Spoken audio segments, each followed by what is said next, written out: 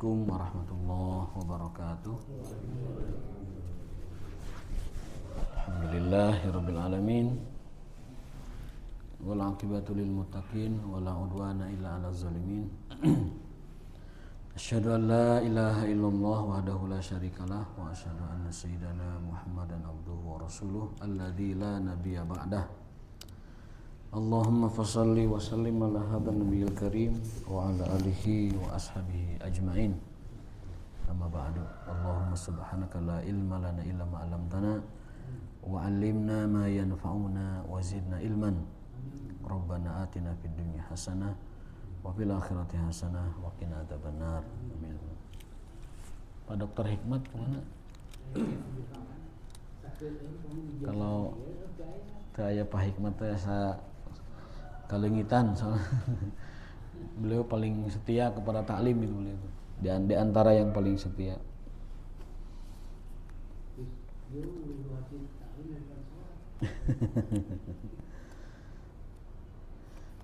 Baik, Bapak sekalian, alhamdulillah kita bisa menunaikan sholat subuh berjamaah dengan inayah dan taufik dari Allah Subhanahu wa taala. Kemudian kita bisa menunaikan kewajiban berikutnya, yaitu ta'lim ya. Mudah-mudahan apa yang kita sampaikan kemarin itu kita dapat jalani dengan istiqomah ya.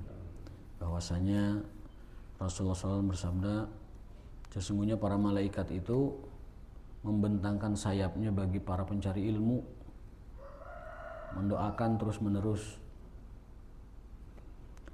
Hatal hitan fil bahri, bahkan ikan-ikan di laut juga turut mendoakan para pencari ilmu. Hatta namlah fi juhriha, bahkan semut-semut yang di lubang-lubang itu mendoakan kita. Jadi semut, ikan-ikanan di laut ya, para malaikat semuanya serempak mendoakan para pencari ilmu. Jadi kalau sampai tidak tertarik dengan hal-hal semacam itu sangat disayangkan ya. Dalam hadis lain Rasulullah SAW juga pernah bersabda, "Idza ra'aitum riyadul jannah farta'u." Apabila kalian melihat taman surga, maka mampirlah. Nah, gitu. Apabila kalian melihat taman surga, mampirlah. Ya, para sahabat tuh bertanya, memang ada taman surga di dunia? Memang ada taman surga di dunia? Rasulullah SAW menjawab, ada. Taman surga di dunia itu namanya majalis dzikri, majelis ilmu, majelis zikir. Jadi majelis ilmu, majelis zikir itu kata Rasulullah adalah taman-taman surga. Apabila kalian melihat taman surga, mampirlah. Gitu ya. Kata para ulama, taman surga di situ maksudnya adalah bisa taman beneran, ya, makna hakiki begitu. Namun kita tidak melihatnya.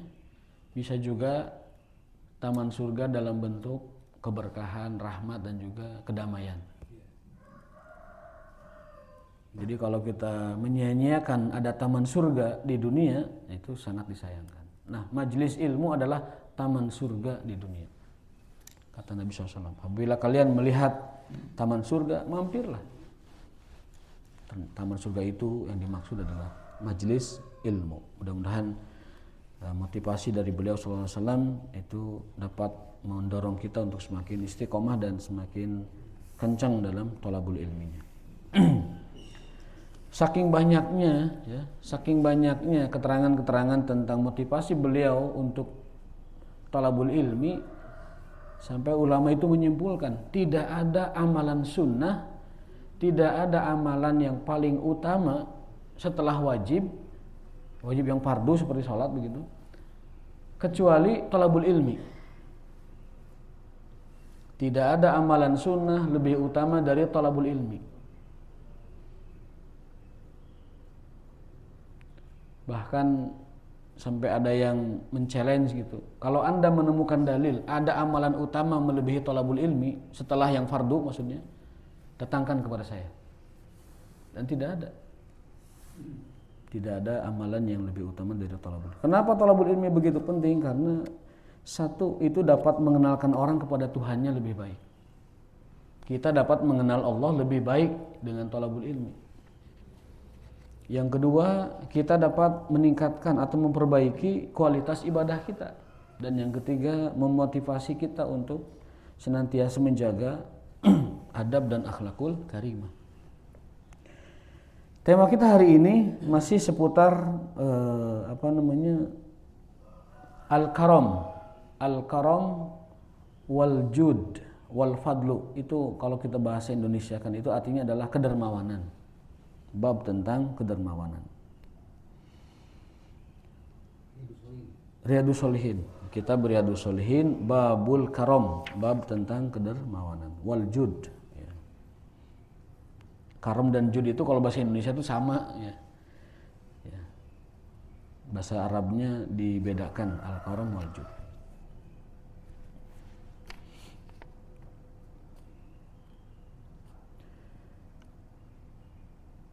Kalau tidak salah kemarin ya kita membahas tentang mukmin yang paling sempurna imannya adalah yang paling baik akhlaknya. Akmalul mu'minin imanan ahsanuhum khuluqan, kemarin itu ya dibahas. Dan laisa syai'un asqalu 'alal mizan min husnil khuluq.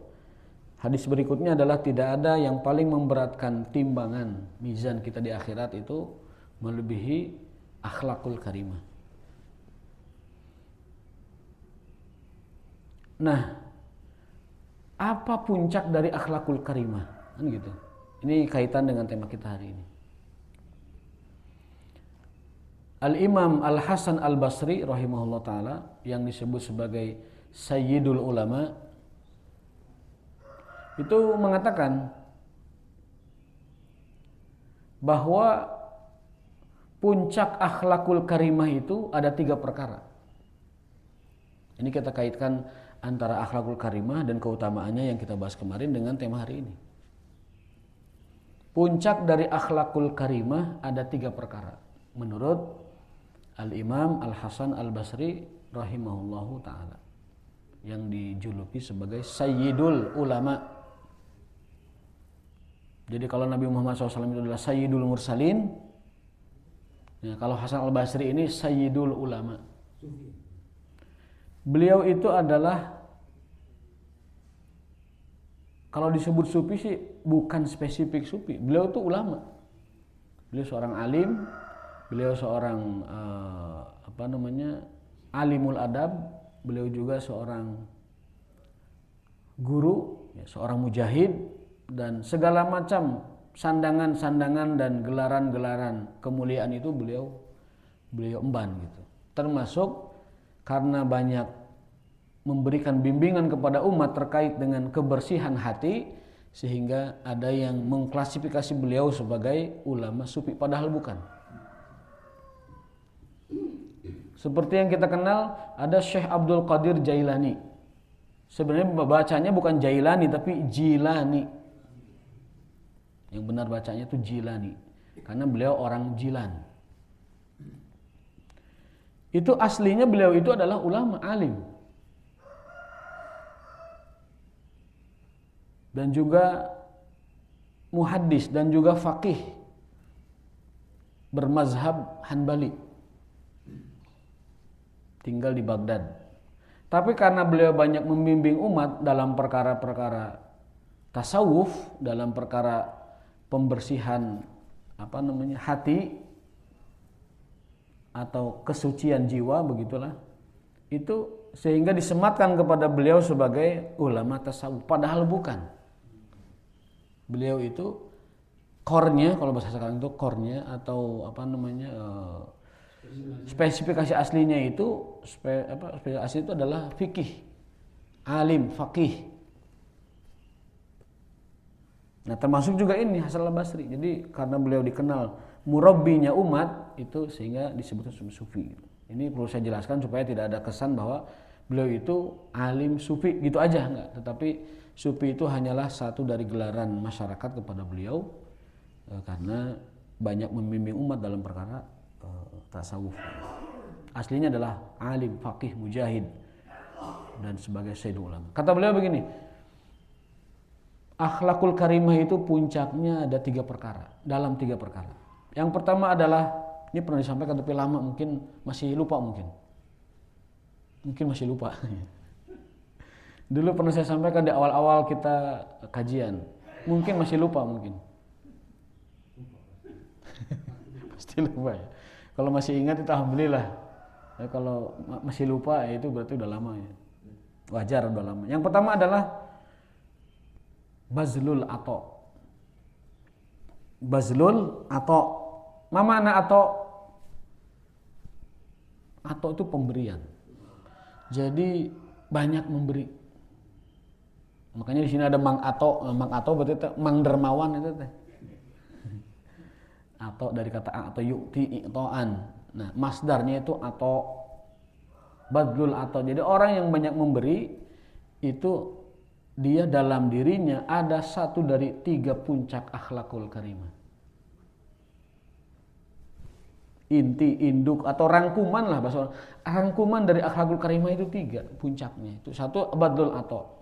Yang kedua, ini tema kita kaitannya itu badlul ato ya. Yang kedua adalah kaful adza. Kaful adza itu tidak merugikan orang lain. Itu puncak akhlakul karimah itu, tidak merugikan orang lain. Tidak merugikan dengan sikapnya, tidak merugikan dengan ucapannya, tidak merugikan dengan tindakannya. Kalau level negara tidak merugikan dengan kebijakannya. Atau bahkan tidak merugikan dengan pandangan lirikan matanya. Ada orang cuman lirikan mata aja itu bisa merugikan orang lain gitu. Bisa menyakiti orang lain. Sinis gitu. Lewat doang matanya dikepinggirkan itu orang bisa sakit hati. Ada yang kayak begitu. Makanya Allah cela wailul likulli humazatil lumazah. Sungguh celaka orang yang mensinisi orang lain baik dengan matanya atau dengan lidahnya. Wailul likulli humazati lumazah. Humazah itu sinis dengan ucapan, lumazah itu sinis dengan isyarat mata. Dan Allah sebutkan wail, celakalah orang yang memiliki kebiasaan buruk seperti itu, sinis dengan lidah, ucapan, sinis dengan mata, dengan isyarat. Nah, ini puncak akhlak yang kedua, kaful adza, tidak merugikan orang lain. Kafu itu menahan, adza itu merugikan. Jadi menahan diri untuk tidak merugikan orang lain. Dan yang ketiga, puncak atau ringkasan atau induk inti dari akhlakul karimah yang ketiga adalah talqul wajhi. Talqul wajhi itu apa? Someyah.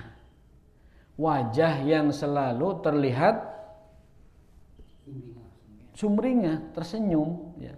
Talqun itu dari kata tolik, bebas. Maka ada perempuan ditolik, ditalak ya kan, itu artinya dibebaskan dia dari ikatan gitu.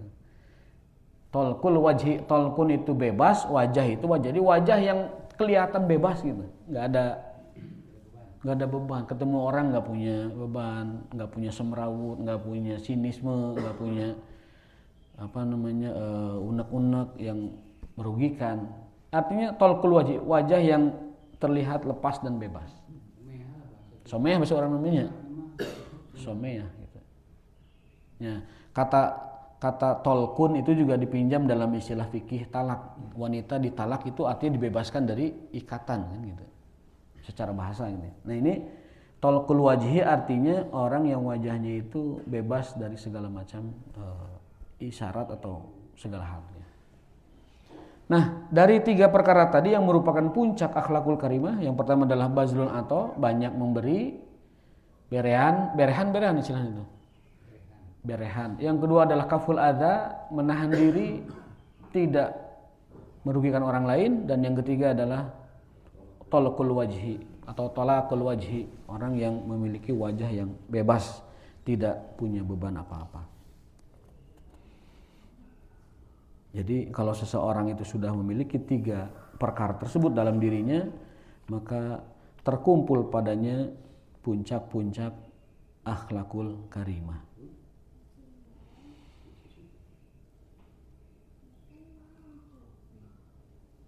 Nah, kita lanjutkan hadisnya.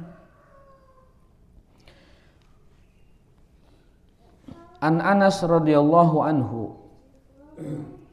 Qala, Anas ini perlu diceritakan kembali, barangkali ada yang masih lupa ya. Itu beliau itu adalah pembantunya Nabi SAW. Anas bin Malik, pembantunya Nabi.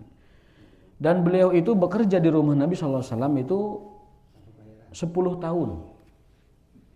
10 tahun. Dititipkan oleh ibunya untuk membantu pekerjaan-pekerjaan Rasul SAW. Kesaksian beliau ketika remaja, ketika dewasa, setelah selesai purna tugas membantu Rasul dalam usia beliau, ya, itu kesaksian beliau adalah, aku melayani Rasul SAW 10 tahun lamanya, tapi belum pernah walau sekalipun aku dimarahi oleh beliau. Bayangkan coba betapa lembutnya, betapa kasihnya Rasul SAW. Pembantunya 10 tahun bekerja tidak pernah dimarahi walau sekalipun.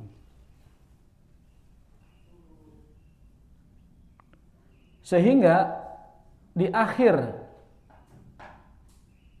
tugasnya tersebut, ibunya datang dan mengatakan, ya Rasulullah, doakan anak saya.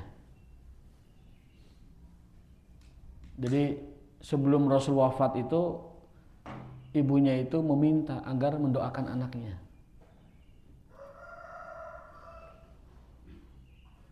Lalu Rasul mendoakan si Anas ini. Doanya adalah, Allahumma kathir malahu wa waladahu wa barik fihi. Ya Allah, perbanyak rezeki anak ini dan perbanyak keturunan anak ini. Lalu berkahi di keduanya. Maka bifadlillahi ta'ala, setelah Rasulullah wafat, kemudian Anas beranjak dewasa, disebutkan dalam sebuah riwayat dalam Adabul Mufrad, Anas itu wafatnya di usia 104 tahun. Paling tua di Madinah, sampai beliau mengatakan, aku tuh kadang-kadang malu karena di Madinah ini aku yang paling tua. Itu berkat doanya Nabi SAW. Dan harta kekayaannya melimpah sangat banyak sekali. Itu juga berkat doanya Nabi SAW. Karena doa Nabi, ya Allah, banyakin anak ini rezekinya, banyakin anak ini usianya dan keturunannya, lalu berkahi di keduanya. Maka beliau menjadi maksudnya. Pelajarannya adalah Anas ini menjadi saksi hidup bahwa selama hidup puluhan tahun bersama Rasulullah SAW tidak pernah memarahinya. Selalu someyah, selalu baik, selalu tersenyum Rasulullah SAW itu. Bahkan dalam riwayat Ali bin Abi Thalib, aku belum pernah melihat wajah Nabi kecuali tersenyum. Kecuali tersenyum. Ayo orang makan dina sapoe teh. Hese orang pasti. Urang mah dina sapoe teh jigana mah senyum nanti ngan 3 kali. Geus dahar hungkul, dahar isuk, dahar beurang, dahar sore. Sisanya itu merengut, sisanya itu mungkin ngarumas atau murang maring atau segala macam lah ya. Nah, Rasulullah SAW itu, kata Ali bin Abi Thalib, aku tidak pernah melihat wajah Rasulullah kecuali tersenyum. Dalam ilmu psikologi ada rumus sehat yang murah. Kalau Anda ingin sehat dan berusia panjang, yang beliau teliti di beberapa negara yang tingkat masa hidupnya panjang, indeks masa hidup panjang itu dia teliti. Dan menemukan sebuah kesimpulan bahwa orang yang tersenyum dalam sehari itu 20 kali lebih lama hidupnya daripada yang kurang dari itu. Ya, anu gelo mah seri sorangan. Ini mah kan senyum, ketemu teman senyum. Ya. Dan ada juga saya baca jurnalnya, penelitian di Harvard ini. Disebut sebagai penelitian lintas generasi, riset lintas generasi. Jadi 300 tahun risetnya, Pak. 300 tahun risetnya. Tentang indeks kebahagiaan yang bisa diukur. Generasi pertama penelitian selesai, dilanjutkan oleh generasi kedua dan melibatkan 500.000 koresponden yang disurvei. Generasi ketiga selesai, berarti kan 300 tahun kurang lebih lah. Kepala studi yang terakhir itu mengatakan, hasil dari risetnya yang lama itu, bahwa faktor yang menyebabkan orang itu bahagia dalam kehidupan di dunia itu adalah apa? Interaksi. Ngariung, ngobrol, pokoknya interaksi lah, ngariung, ngobrol. Di masyarakat berbaur, saling berinteraksi, saling menjaga lingkungan, saling menjaga pergaulan, saling menjaga akhlak yang ada di sekitar. Pokoknya hidup berinteraksi dengan baik. Itu hasil penelitian di Harvard. Kalau kita kerucutkan kembali, ya, orang yang begitu gimana sih? Kalau orang diam dan ngalamun wae. Itu mah mualami biasanya. Soalnya dia sudah tertekan batinnya sendiri. Sudah menderita sebelum dia ketemu orang lain gitu. Dan saya kira hasil penelitian itu, karena itu adalah ilmiah dan dikerjakan oleh para akademisi, itu bisa menjadi rujukan kita dalam mengambil sikap atau mengambil pilihan ya di dalam kehidupan kita. Ternyata indeks kebahagiaan yang diteliti di sana itu menyimpulkan bahwa interaksi yang baik antara sesama manusia itu yang menyebabkan usia seseorang itu jauh lebih lama dan lebih bahagia daripada yang tidak melakukan itu. Maka yang namanya ngumpul-ngumpul, ngobrol, yang penting ngobrolnya itu ada manfaatnya. Yang penting ngobrolnya itu ada yang diobrolkan, ngobrolnya itu ada nilai yang dibahas atau sebagainya. Ya gitu. Ari ngobrolna segala rupa mahnya itu mah khawatirnya malah jatuh kepada dosa. Ya, ngobrol yang ada heureuinya itu boleh. Boleh, karena itu membahagiakan hati. Yang penting jangan ngobrol yang maksiat gitu ya. Baik, kita lanjutkan. Ya, itu profil Anas bin Malik, sahabat Nabi yang dari kecil hidup bersama Nabi, bahkan menjadi pembantunya Nabi 10 tahun, bahkan didoakan oleh Nabi sampai akhirnya beliau hidup dalam yang penuh dengan berkah, hidup yang penuh dengan rezeki yang melimpah dan juga usia yang sangat panjang. Sampai mengatakan, ini astahi, sungguhnya aku merasa malu di Madinah ini yang paling tua itu aku katanya. Sampai 104 tahun ya paling tua. Berkat doanya Nabi SAW. Nah, beliau mengatakan, qala ma su'ila Rasulullah SAW alal islami syai'an ila atahu. Kata Anas bin Malik, Rasul itu punya ciri khas. Tidak pernah beliau itu kalau diminta lalu tidak memberi. Pantang atau anti bagi Nabi Muhammad SAW kalau diminta itu tidak memberi. Satu sisi, tapi sisi yang lain beliau mencela orang yang meminta. Dalam hadis, tidaklah seseorang itu selalu meminta kepada orang lain kecuali nanti di akhirat akan menghadap Allah dengan wajah yang tanpa daging. Jadi tangkorak. Tidaklah seseorang suka meminta kepada orang lain kecuali nanti datang menghadap Allah dengan wajah yang tidak berdaging. Muzza'atal lahmin kalau bahasa hadisnya itu. Kecuali kalau memintanya itu memang darurat, ya. Darurat untuk keperluan orang lain, untuk kemaslahatan dakwah, untuk juga sesuatu yang sangat darurat. Itu ada penjelasan ulama pengecualiannya. Berdasarkan hadis yang lain bahwa kalau orang itu dalam keadaan darurat, orang itu sedang memintakan buat kemaslahatan orang lain, orang itu sedang memintakan untuk kemaslahatan umum, maka itu dikecualikan dari hadis yang tadi, ya, celaan Nabi kepada orang yang meminta. Jadi kalau tidak ada keperluan jangan pernah meminta, kecuali kalau keperluannya itu adalah sangat diperlukan dan juga sangat dibutuhkan oleh orang tersebut. Nah, masu'ila Rasulullah SAW alal Islam syai'an ila atahu, tidak ada atau pantang bagi Nabi SAW apabila su'ila, diminta, ila atahu, kecuali diberikannya. Ya, ada seorang Arab Badui itu mengatakan, ya Rasulullah, a'tini min malillah, tolong kasih aku harta yang Allah titipkan kepadamu, kasih. Ada orang Badui juga, ya, menyebutkan, ya Rasulullah, itu selendangnya bagus untukku, diberikan. Jadi ada lagi namanya itu Umran bin Huzam. Saya ingat orangnya itu, Umran bin Huzam. Datang kepada Rasulullah SAW, minta uang, dikasih.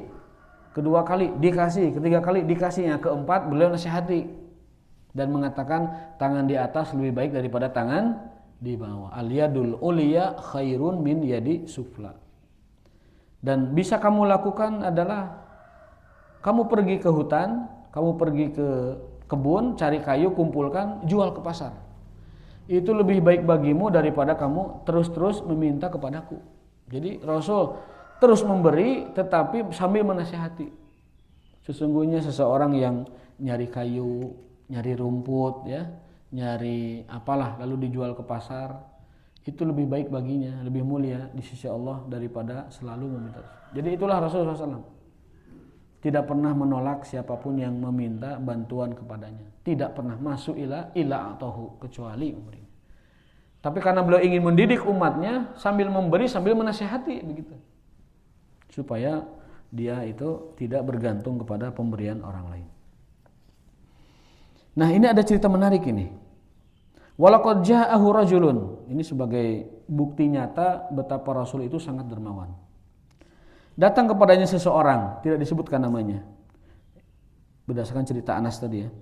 Walaqad ja'ahu rajulun. Datang seseorang yang tidak dikenal, fa'atahu ghanaman baina jabalain. Karena dia meminta, Rasulullah SAW memberikan orang tersebut kambing sebanyak jabalain, 2 bukit, 2 lembah. Ya, kalau kita lihat lembah di negara Arab itu memang tidak seperti lembah di Indonesia yang lega kemudian gunung, bukan. Lembah di sana itu kayak gundukan ini, kayak gundukan batu lah gitu. Kalau saya taksir jumlah kambingnya itu ya satu gunung tuh 40-an lah. Nah, orang-orang sana itu kalau menyebut banyak itu kadang 2 lembah, 3 lembah gitu. Contoh, barang siapa yang mensolatkan jenazah, maka baginya pahala 1 gunung. Karena itu yang paling mudah digambarkan kepada masyarakat gitu. Dan barang siapa yang ikut mensalati jenazah lalu menghantarkan ke pemakamannya, dia dapat pahala 2 gunung. Man shalla janazatan falahu qiratun wa man shalla summa tabi'ahu, lalu mengikutinya sampai ke pemakaman, falahu qiratani, 2 qirat. 1 qirat itu gunung Uhud. Jadi asal kita ngikut sholat jenazah di belakang, nyempil aja ikut. Atau kalau sudah beres kita datangi rumahnya, saya izin mau mensolatkan almarhum, izin walaupun saya orang diri, ya, syukur-syukur kalau berjamaah, ya, itu kata Nabi dapat pahala 1 gunung Uhud. Coba kalau kita pikir-pikir Pak ya, amal apa yang mendatangkan pahala segede gunung? Kan agak susah nyarinya. Tapi ternyata menunaikan hak muslim dengan kita mendatangi kewafatannya itu besar sekali pahalanya. Nah, itu orang Arab kalau menggambarkan sesuatu yang besar itu kadang gitu 3 gunung, 4 gunung, 7. Dalam hadis lain, manusia itu kalau dia memiliki gunung emas, maka yang dia pikirkan itu adalah bagaimana mendapatkan gunung emas berikutnya. Ya. Laukana ma'ahu jabalun min zahab latamanna an yakuna lahu misla dzalika. Manusia itu saking rakusnya, saking tamaknya, saking terobsesinya dengan harta itu, kalau dia punya satu gunung emas, yang dia pikirkan itu adalah gimana punya gunung emas berikutnya. Hingga tanah menyumpal mulutnya. Sampai tanah, maksudnya kuburan, menyumpal mulutnya. Baru dia puas itu. Kata hadis begitu. Nah, ini banyak sekali gambaran-gambaran gunung tentang itu. Jadi orang Arab suka begitu. Nah, ini juga sama. Rasulullah SAW disebutkan, saking dermawannya beliau kepada orang yang dia tidak kenal, artinya baru datang, tidak kenal beliau. Rajulun, bentuknya nakiroh, bukan ma'rifah, artinya indefinitif, yang belum dikenal gitu, tidak diketahui. Dia memberi jabalain, 2 lembah kambing. 40 kali 2 aja taksiran kecilnya lah. 80 kambing. Faraja'a ila qaumihi, lalu orang tersebut balik ke kampungnya, ke kabilahnya. Faqala, dan menyeru kabilahnya, ya kaum. Mun ya kaum teh bahasa orang, palawargi sadayana. Palawargi sadayana. Mun aya palawarges anu palawarges. Wa ya kaum aslimu, masuklah kalian ke dalam Islam. Wahai kaumku, masuklah kalian ke dalam Islam. Itu yang dia teriakin itu. Fa inna Muhammadan yu'ti atau aman la yakhsal faqr. Karena ada nabi, yaitu Muhammad SAW, yang saking baiknya selalu memberi orang-orang itu dengan sedekah seperti orang yang tidak takut miskin. Man la yakhsha al-faqr. Jadi tidak takut miskin. Jadi kebaikan Nabi itu dijadikan sebagai inspirasi orang tersebut ngajak kaumnya masuk Islam. Ya kaum aslimu, wahai kaumku, masuklah ke dalam Islam. Karena mereka punya Nabi, kalau memberi tidak pernah dihitung-hitung, sampai seperti orang yang tidak takut miskin sama sekali. Man la yakhsal faqr. Gitu kan? Jadi kaumnya itu pada masuk Islam hanya gara-gara melihat nabinya itu baik banget gitu. Wa in kana rajulu la yuslimu ma yuridu illa dunya fama yalbasu illa yasiran hatta yakuna islamu ahabba ilaihi minad dunya wa ma 'alaiha. Jadi kalau ada orang masuk Islam niatnya karena dunia, enggak apa-apa. Misalkan masuk Islam karena ingin menikahi wanita muslimah, enggak apa-apa. Jadi faktor duniawi, bujukan duniawi, sebab duniawi itu tidak menghalangi seseorang untuk diterima dalam Islam. Kan sekarang orang suka lantah, eta masuk Islam mah hayang kawin hungkul. Jangan disalahkan. Banyak orang masuk Islam di zaman dulu gara-gara wanita, banyak. Kan ada seseorang yang saya lupa namanya, Abu Tolha kalau tidak salah ya, itu mencintai seorang muslimah, dianya masih kafir. Lalu si wanita itu mengatakan, kamu boleh menikahi saya mau nikah dengan kamu, asalkan mas kawinnya Islam kamu. Jadi masuk Islam gara-gara ingin menjadikan itu sebagai mas kawin pernikahannya, karena muslimah tidak boleh dinikahi oleh orang kafir. Kan begitu. Dan itu diterima di masyarakat Islam kala itu. Dia masuk Islam hanya karena seorang wanita. Dan setelah di Islam dia mendapatkan kedamaian, ketenangan dalam Islam, sehingga disebutkan dalam riwayat itu fahasuna islamuhu, Islamnya menjadi baik. Artinya beragamanya bagus itu. Dan masih banyak lagi cerita-cerita tentang hal tersebut. Jadi wa in kana rajulu, jika ada seseorang la yuslim, masuk Islam karena dunia, ya, mayuridu illa dunia, semata-mata karena ada kepentingan duniawi baik ekonomi maupun wanita, pernikahan, itu tidak mengapa, diterima saja, tidak mengapa. Sudah syukur mau syahadat walaupun motivasinya adalah pernikahan, walaupun motivasinya adalah ekonomi, tidak mengapa, terima saja. Bahkan itu sebuah kebaikan daripada dia tidak pernah syahadat sama sekali, daripada dia tidak di dalam Islam sama sekali. Dan hebatnya Islam, asal sudah mengucap syahadat walaupun hatinya tidak atau belum, itu dia secara hukum zahir telah Islam, walaupun dalam hatinya menyimpan apapun yang kita tidak tahu, karena hukumnya nahkum bil zahir, kita menghukumi secara zahir. Wallahu yatawalla sarair, Allah yang bertanggung jawab masalah yang ada dalam hatinya. Ini terima saja. Rawahu Muslim, hadis ini riwayat Imam Muslim. Jadi pelajaran yang kita ambil dari ini adalah bahwa berdakwah dengan harta itu adalah dakwah yang paling efektif. Dengan harta. Di sebagian orang tentunya. Kalau zaman sekarang mungkin di hampir semua orang, ya, dakwah dengan harta itu adalah dakwah yang paling efektif. Maka satu-satunya alasan seseorang itu boleh kaya adalah kalau kekayaannya berguna bagi agamanya.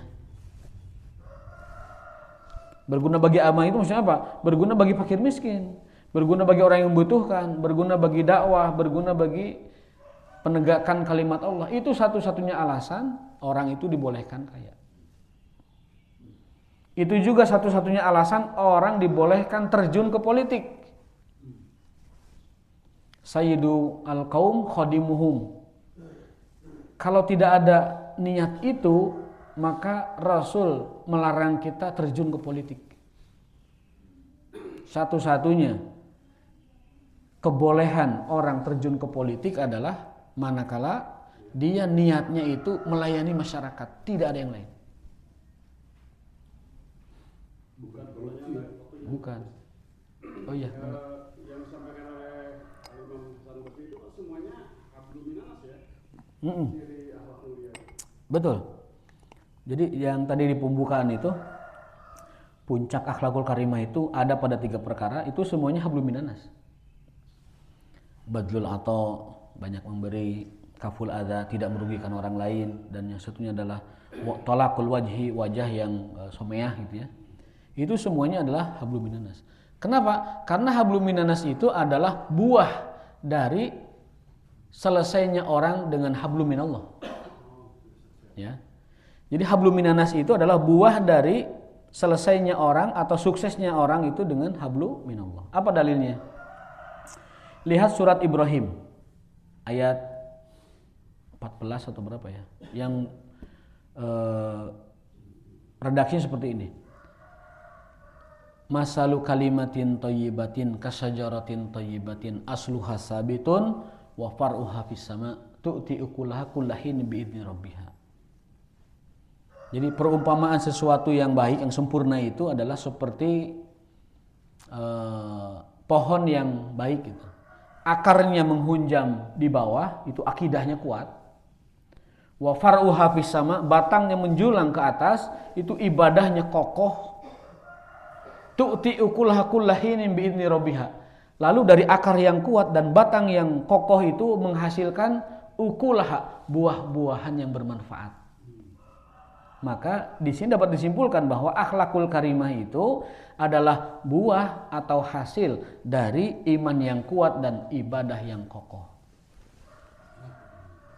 Itu buahnya adalah akhlak. Makanya dalam hadis innama bu'istu liutammima makarimal akhlak. Sesungguhnya aku diutus ke dunia itu untuk menyempurnakan akhlak. Aku diutus ke dunia untuk menyempurnakan akhlak. Jadi hablum minanas ini kadang-kadang Allah jadikan sebagai yang paling penting. Dan Allah kadang-kadang mengalah. Kadang-kadang Allah mengalah dari haknya untuk kemaslahatan manusia.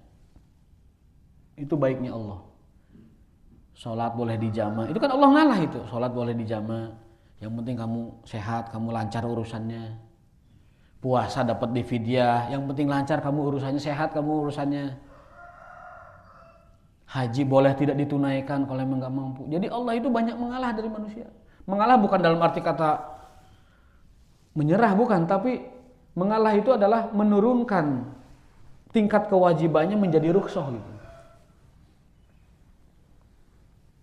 Termasuk juga ini iman dan takwa. Kalau kita lihat Ali Imran 136, lihat ciri orang bertakwa. Semuanya itu yang awal manusia, bagian manusia itu. Wasari'u ila magfiratin min rabbikum wa jannatin arduha samawati wal ardu iddat lil muttaqin.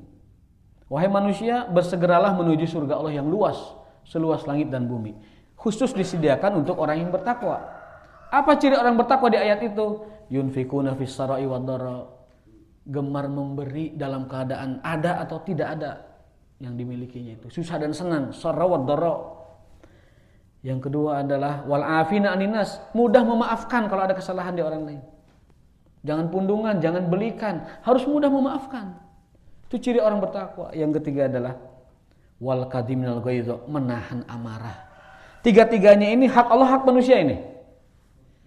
Bersedekah dalam keadaan susah dan lapang, memaafkan manusia, dan nahan amarah. Tiga-tiganya itu hak Allah atau hak manusia? Yang merupakan ciri dari takwa itu hak manusia.